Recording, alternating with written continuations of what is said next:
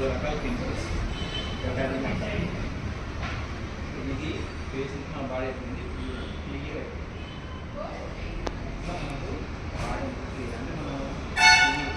litre తీసుకొని litre తీసుకొని వాడేసి మళ్ళీ ఒక 6 నెలలు వాడకుండా కలిపి మళ్ళీ 6 నెలల తర్వాత రోజు ఒక 10 ml రోజు ఒక 10 ml వాడితే ఒక కొంత ఇది 30 ml మనం 10 ml